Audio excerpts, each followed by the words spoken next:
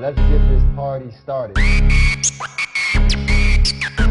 Coverage tight, spotlight on tomorrow. Who you with? Trust, you'll be delighted that you followed. At Phirst Contention, the invention. We debate sports, of course we should mention. What's that? We cover games, we don't play suspensions. We 100, so if your star's missing, we let you know your squad surely gone fishing. We never fish though, no, not our motto.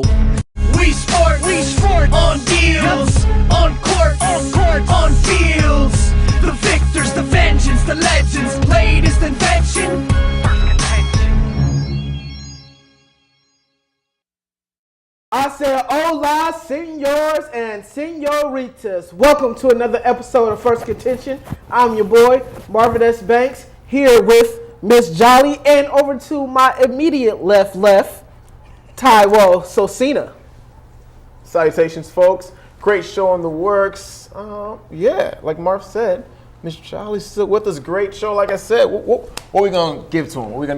Well, today we're going to hit on Aaron Hernandez, Jameis, Winston. Tim Tebow is back. Oh, goodness. And the NFL schedule came out tonight, so who are we going to be looking forward to watching? And let's head over and see what's happening in Shed's block.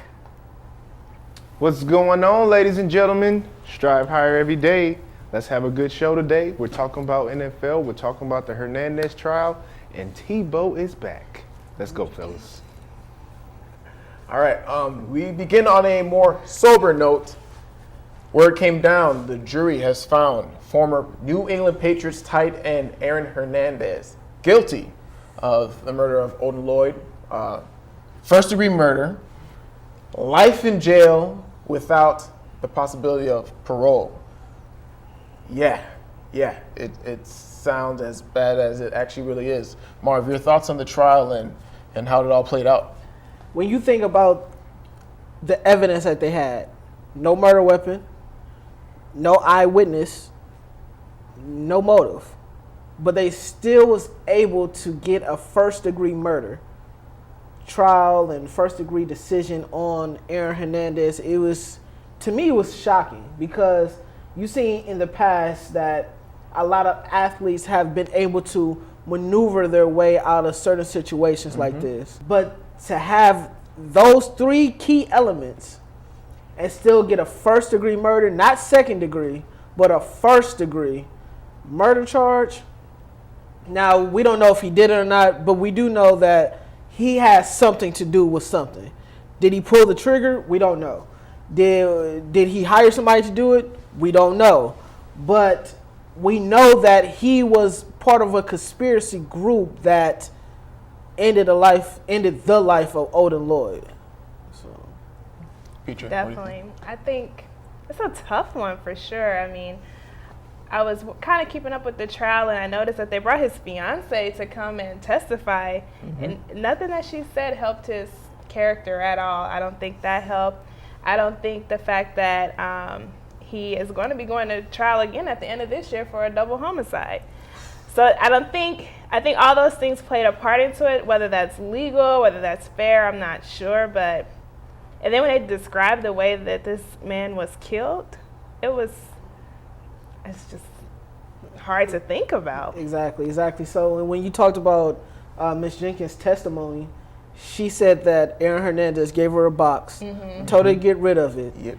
Then asked her where did she put it. She said that under stress that she couldn't remember it. The juries that was in the case laughed at that testimony. I heard. Because how are you going to get rid of a black box and not know where you put it at is kind of ridiculous. And then I believe when she put it in her trunk, she put her daughter's clothes over it.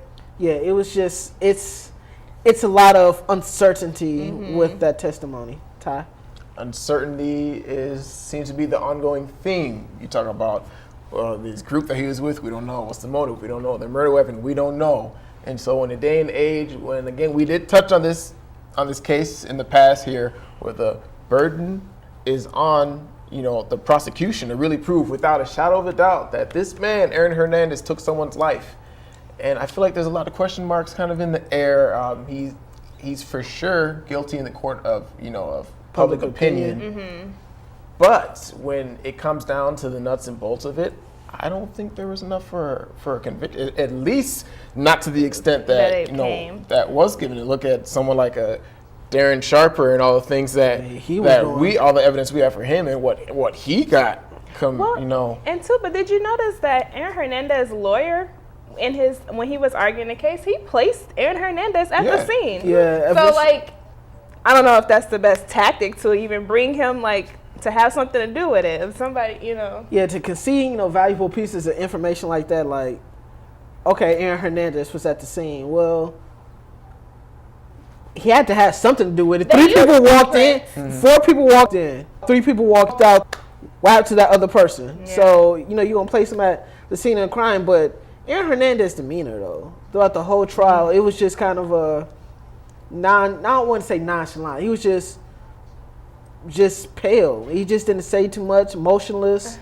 I mean, I think they teach you to be that way too. I was going to say the same thing. I think you can't show too much emotion either way. Yes. And then I think we can't deny that he does have a past of gang violence. Well, I wouldn't say gang violence, but he does have a past, and he's been affiliated with some things that it doesn't totally make this an unrealistic thing that maybe he could have done it. All those things, they say the jury didn't have privilege to but you just have to wonder if they did. Rough childhood. I believe it was Rolling Stone that released a story on Hernandez and the way he came up. And again, it's some dark spots, a lot of dark spots in terms of how he grew up. But one thing's for sure, he signed that huge $40 million contract with the Patriots before everything hit the fan. And it's just a shame. All in all, it's a shame for everything to be thrown away, to not be able to leave this life, let your emotions get the best of you. We can't say alleged because, the trial is over. And again, you got to feel for all the other parties involved, his kids, his fiance, Odin Lloyd's, Ursula Ward, Odin Lloyd's mother. And it's just unfortunate that so much potential for a man who came from humble beginnings, rough beginnings, to seems like he is literally at the doorstep. He has made it. He is out. He is delivered. He is only 25 years old. Yeah, only 25 and will never see the light of day. Yeah, his life is pretty much over it. But how do you think that's going to affect NFL teams moving forward with draft picks or players with checkered past? Do you think that's going to change? Do you think they still going to take flyers on them? Or do you think this case in particular just changed up everything? What I don't think that it's fair to just avoid all players with the past in the future, because a lot of the guys who make it to the NFL and the professionals, they come from similar backgrounds as Hernandez.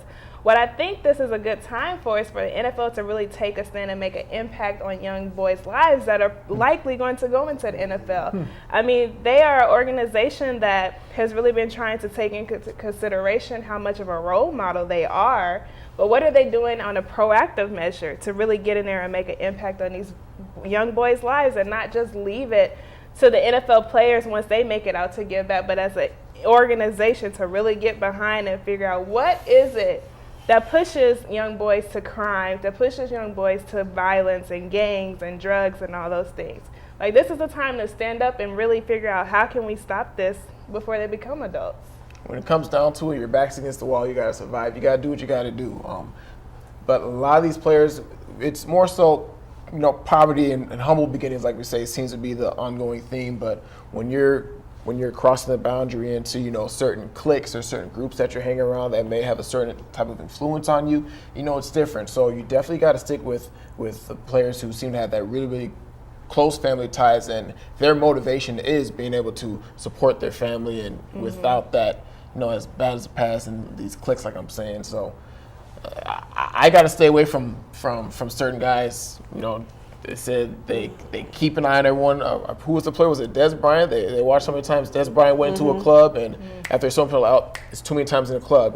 It's if I'm going to pay you money, what do they say about availability? It's your best ability. It's the best ability. If you ain't on the field, I'm not putting you on my team. It's not worth it. Yeah, I mean, it's definitely a cause for concern when you think about the recent things that's been happening in the NFL. Outside of AP and Ray Rice, you have Hardy, McDonald, Alden Smith, all his issues that he just recently went through. But quick before we move on to the next topic, bigger trial OJ or Aaron Hernandez?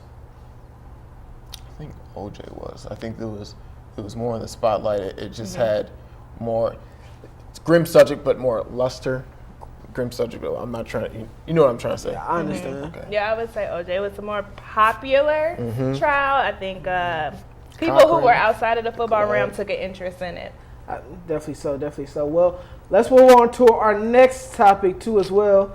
Like, Jameis Winston is kind of not out of the courtroom scene quite yet. His accuser is filing a civil suit for $15,000. That would be 15,000.00, $15,000. Now, should Jameis fight this, or should he just pretty much just pay it off and just get rid of it? If I'm Jameis, I'm gonna fight it, but that's Jameis. Like I said, me personally, I'm fighting it. I'm gonna prove that I had nothing to do with this. If you're trying to run my name through the dirt, if you're trying to slander my name, it's gonna be a war. Definitely. It's gonna be war, and we're not going down like that. Especially when I'm perceived to be the #1 overall pick in the draft. You know, to dirty up my name at this time of my career. No good. I'm fighting it. I'm not paying it off. Everyone talk about, Greg Hardy, that civil suit. She didn't show up. The court of public opinion is saying, he was guilty, he paid her, so she didn't show up. So I think it's going to leave an even nastier taste in people's mouth if he does fork over the money. I would agree with that for sure. I think, his character is at stake, and no reason other than that, he should fight it. Well, let me ask you this question, Capetra, since you are the female on the show. Yeah. If someone was guilty, let's say if he was the woman in this and he didn't get charged for the sexual assaults that he did, would you want to be paid off, or would you want it to go to trial? Honestly, I for think, the civil suit at least. Honestly, at the end of the day, I think if I was a woman in this situation, and I don't think money could repay the kind of damage that being raped would inflict on you. And definitely not $15,000. That's not even tuition, you know? Like, Well, to keep things in perspective. So it's kind of like, really? Why 15? Why 15,000? Why not, Higher? half a million, a if million, you were really two? trying to, but I still don't think money could even, heal that wound. If he was guilty. It boils down to the principle. If you're a Jameis, you need to defend your name. If this was Game of Thrones and there's a little flag and your crest is up here, you got to defend this crest. If you are the woman involved, it's the principle. It's not about the money. It's about proving that this man wronged me. And we live in a culture, like you said earlier, Marvin, where a lot of athletes, whether coming up or in the pros, get pink slips, slap on the wrist, and that the culture in Tallahassee is, he's our two-sport athlete, Heisman winner. We're going to do everything we can to protect Jameis Winston. You got to bring the truth to the light. I mean, that's true. It's just so hard because when you read both testimonies, you just wonder. It just seems like a lot of poor choices were made on both sides. And I absolutely do not believe in victim blaming. I believe it's something is wrong, something is wrong. But I think when it comes to the college culture in general, we have to teach everyone to take responsibility for themselves. We cannot leave it to, I made a poor choice and the other person shouldn't have made a poor choice too. Everyone has to own up to, okay, there are some things we shouldn't be doing. Well, they always say there's three sides to the story. There's one side, it's another side, then somewhere in the middle, it's the truth. But, only time will tell. Well, there's a certain individual that has come back into the NFL. He has signed with Philadelphia.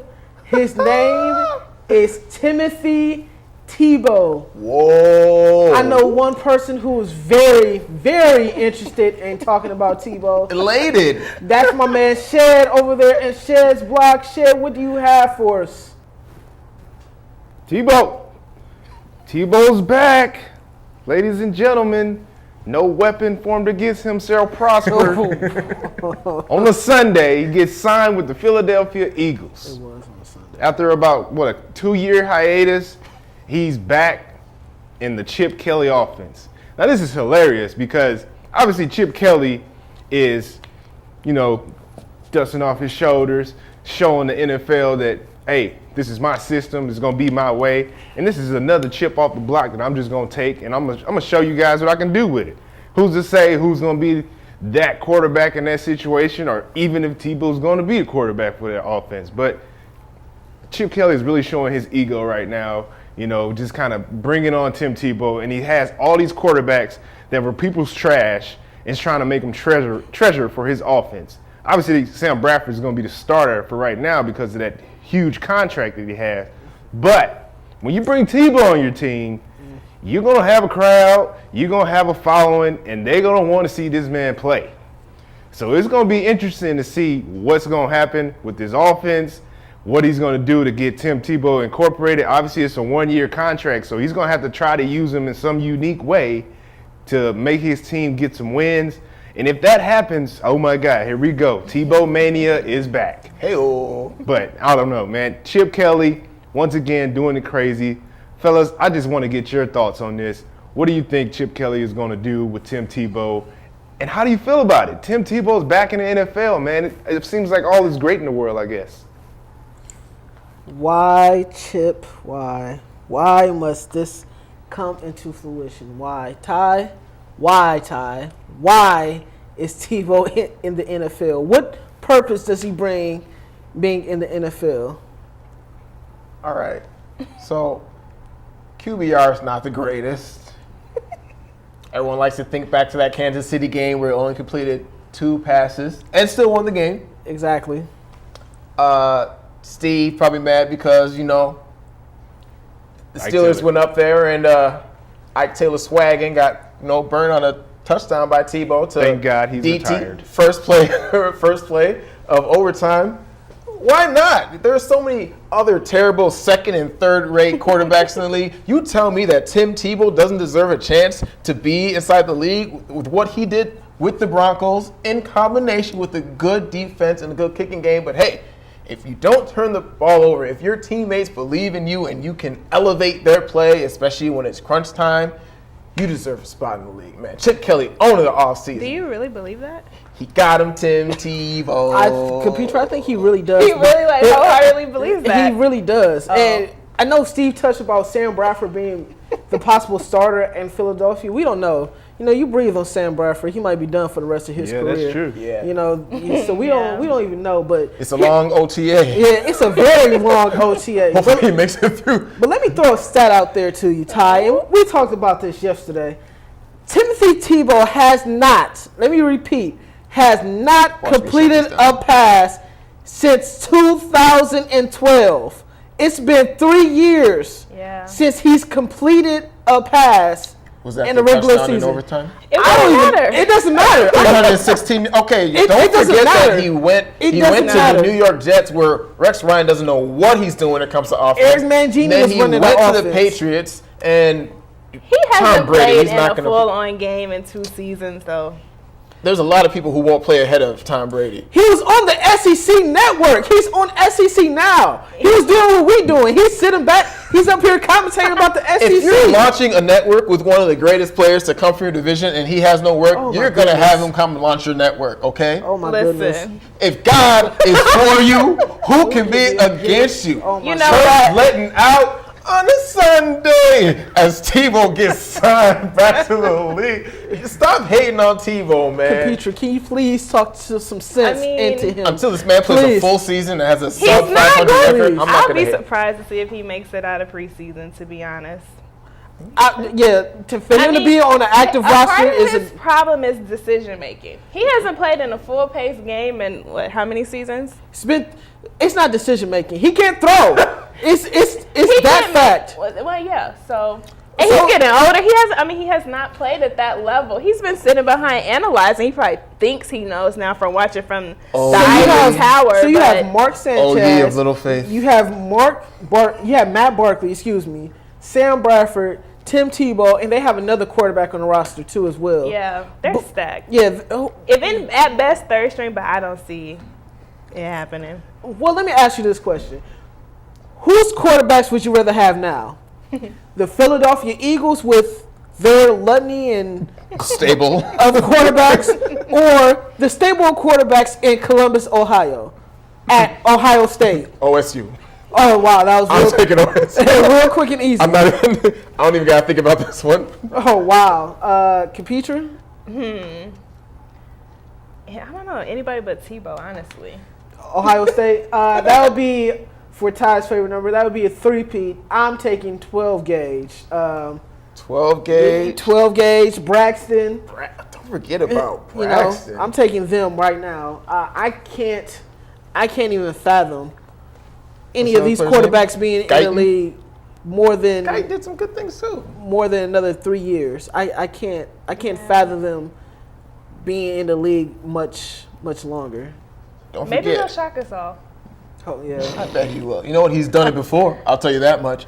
Don't Kelly forget, knows for the shock they're- value. that league, you know, they're changing all these rules. They're trying to play with the 2 point, the extra point there. Chip Kelly liked to go for it when he was at Oregon. Don't be surprised if he just hit in there, Tebow, Chip 2 lost his yards. mind? Hey, did you all remember? I think Mad Chip scientist. Kelly said now, granted, Tebow was in college, but he said point. Tebow would never play for him. He did not fit in his style of offense. Yeah, boy, oh boy, things have changed. I know someone else. Share what you got over there. I see the hand up. Well, the thing I think about this is obviously the celebrity of Tim Tebow. I mean, who's to say that this is not another power move just to get the Eagles fans back on his team? I mean, obviously everybody's a little flustered about this Team Tebow. offseason, Hashtag except it. for the DeMarco Murray signing. But you bring Tebow, you're going to bring a whole slew of following with that, you know, with the celebrity that he brings along. And maybe he's just doing this as a ploy. Obviously, his ego is a little stricken. He might not even play him. He may play him. He may be forced to play him because of the fan base. He probably doesn't even understand what's coming with this. But at the same time, it's like, well, I'm Chip Kelly. This is the Eagles. This is my team. This is the way I'm going to do it. Oh, yeah, I'm just going to sign Tim Tebow this offseason, and we just going to make it happen. I'm going to get the fan base back on my side by doing that. So, I don't know, man. It could be something like that just to think about. It's not even talking about the quarterback situation. They can put him at fullback. They can put him at, you know, the backup quarterback. I don't know. Whatever they're going to do with him, but it's all about the celebrity push for me. That's what I think about it. Chip Kelly done lost his mind. Chip Kelly done going crazy. I'm glad we're talking about Chip because the NFL schedule was released today. I know this is kind of like the second opening weekend of the NFL. So, fellas and lady, games that you guys are looking forward to from your favorite teams? I cannot wait to see Seattle and Green Bay go back at it. And I Now, agree. the schedule was just released. I believe they meet week 2 Two of on Monday Sunday night. Sunday Sunday night. night. It's Sunday night. I knew it was one of the primetime games. Had a Fail Mary, first part in Seattle. Came back. They defended their title. The NFC Championship game. But now we're going to go from out west to Lambeau Field where Aaron Rodgers is lights out. So we'll see how Seattle rebounds and how they stand up to the test. Mr. Jolly? That's definitely the game I'm looking forward to as well. I think the energy in that stadium is going to be bananas. Yeah, I think it's definitely a revenge game against one of your family members that used to play for Seattle too as well. So we're definitely excited to finally get Seattle to come up to Lambeau. The only bad thing is I wish it was in the wintertime and not in the beginning of the season. But Sorry. you know, it is what it is. But there's a couple of other games that are kind of intriguing to me too as well. Aaron Rodgers faces off against Peyton Manning in week 8 of the season, I believe, in Denver. This is the second time that they meet, and probably the last time two quarterbacks of this magnitude probably meet between Peyton Manning and Aaron Rodgers. Then week 12, must I say this, Thursday night football, the return of a legend in Green Bay. Brett Favre will have his number retired in Green Bay, you know, so that would be a good thing. And plus the spanking that they're going to put on a certain team in Illinois when they come visit Green Bay too as well. Ty, any thoughts? So, primetime games, you mentioned the Bears. I like to think, while the Bears are one of the most popular Super Bowl winning teams of all time, they have some popular 5 primetime games last year, only 2 this year, and deservedly so. But Don't forget, the Thursday night games from last season were absolutely horrible. Monday night was horrible, too. Monday night games had some bad primetime games, but especially in Thursday, they came back with some good games this year. Two games that I think aren't necessarily as on par as the rest of the schedule. Week 6, Atlanta going to New Orleans. Now, they both struggled last season. In New Orleans, as long as you have Drew Brees, as long as you have Matt Ryan in Atlanta, you're cooking with some good ingredients there. Yeah, defense is optional in both of those Defense games. optional, and that's fine. You know, the offense gets the ratings. And then I think one of the worst primetime games that we could see this year, unless it involves Mariota against Bortles. Week 11, you have Tennessee visiting Jacksonville. And so... On prime time? It's weird. It's odd. Yeah, I mean... There's not much you can really say about that. Hopefully those teams are... No, they're not going to be competitive. Who are we fooling ourselves? Bingo. You know. I don't know about that. But let's turn to our social media roast. Let's do it. Ty, they never should have gave people internet. Here we go once again with our favorite Philadelphia Eagles fan. First he was in a Shady McCoy jersey. Now... he is in a Brent Selleck jersey, I believe. What does he have to say? Tebow is a god. He shattered the most, and all he does is win. I like that song, All he personally. does is win games. All he does is win. I am not the best, Chip. Okay? Injector needle the down, my heard me?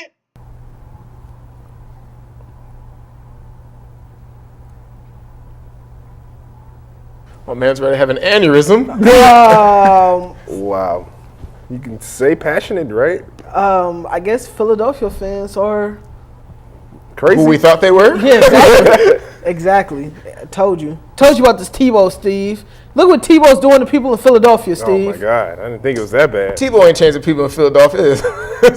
How would you feel if this man represented like your whole fan base? Because that's pretty much what he does right now. Yeah, pretty much. So... I hope he's ready to get booed in Philadelphia. They booed Beyonce and Santa Claus. And Santa Claus. So disrespectful. How you boo Santa Claus, though? Oh, let's keep the Tebow love going. Wow. Good point here. He could just be stocking up on all these draft picks to send them up to get Mariota somehow, some way. You want to trade him? What if you could send them all to Tennessee and maybe you get a little something? Why would you trade Tebow? Ty, what value does Tim Tebow have in an NFL draft? Not just him, like the whole, hey, if you don't have a quarterback, we'll give you Bradford, we'll give you Sanchez. Ty, just we'll give you Barkley. Go to the next meme, Ty. We'll give you. Go to the next meme. We'll give Ty. you everybody. Go to the next meme, Ty. Throwback. Speaking of everybody, kind of. Look at these. Looking like stepbrothers. That is true. Oh man, which one would be Will Ferrell though? Would it be Tebow? I think you got to. That hair. You gotta give it to Bradford. Hair. Yeah, you gotta give it to Bradford. That's hilarious. But Tebow has put his drum set on his drum set. You know what I mean? Oh man. Oh. Well, we talked about Aaron Hernandez a little bit earlier. Well, and we see that. Well, the Patriots did lose one. They forced 0-1 in the standings right now. So, thoughts? All bad. Let's just keep it pushing. Yeah, just keep on moving towards there. Oh, my man, Derari, Back at all the Patriot fans. Wow. You guys can read that. Did he really say that? What did you say, Marv? Because I asked you if this was a verified Instagram account. But you're bigger than yours. It was just coke that night. Reeva said that his Twitter was hacked or Instagram was hacked, and he didn't say it. But if he did say it, I mean, it's pretty hilarious. It's pretty classic. Man, he get these high contracts every year. I mean, you're paid. Man, say what you want to say. Man. If they want to talk smack, you know what? Fans, I'm sick and tired of fans. Y'all think just because you like the team, you can tweet these people on some disrespectful stuff? You think you can sex players' moms? Yeah. And get some twins coming out to you, Marcus and Marcus. So fans, fanatics, take it easy. Take it easy. Athletes are people too. This PSA brought to you by Sosina. Yep. Signed by senior management. Another PSA. Please stay away from Blake Griffin. I see Blake coming. I moved. And he saw Blake Griffin, and he stayed still. Blake. Don't do it. Please You don't. think I'm a dribble? No. This is what I'm going to do to you. Well, Aaron Banks got smashed on 3 Why times. even judge? That was the first of many dunks. If to I come ever from- see Blake Griffin in the air, I'm not jumping. I'm pushing Blake Griffin in midair. There's no way you finna put me on a poster. He still will put you on the poster if Hey, you you push crazy. him. Hey, Do the solid. hey, I'm going straight Yo, you under. want the juggler. I'm going straight. Going straight under. And then you going to put your head right under. The spin. Just like that. I'm straight. Straight jugular. You're not finna dunk on me 3 times in a playoff game. On your whole team now. Marv, we had this conversation. I said if I could be any NBA player, forget LeBron James. I'm trying to be Blake Griffin. Steve, would You you want to agree? be Blake Griffin? I would Showtime. I'm yeet on everybody. I'm dunking on cats left and right. But LeBron can do that too, but he just don't do it. Because he's limited. I would agree with NBA that, minutes. but I think I'd rather be Steph Curry. He has that in You the know who I'd range. rather be? Carmelo. Melo all day, all night. And the segment is over. And the segment's over. And just like that is like. And our Ty is walking off the set. Make sure you follow us on Twitter, like the Facebook, like us on YouTube. And remember, if you have a question, please submit it to us using Wii Sports. For Steve and his shenanigans, for Miss Jolly, and for Ty walking off the set, I am Marvin Banks, signing off. Ty says, Timothy Tebow. Tebowing again. My control over Tebow. Please edit this out later on in the show. Ride with Phirst Contention, that's full throttle in. We sport on deals, on court, on fields. The victors, the vengeance, the legends, latest invention. Phirst Contention. We sport on deals, on court, on fields. The victors, the vengeance, the legends, latest invention. Phirst Contention. Game face grit, like born for playoffs. Say it all in small time like payoffs.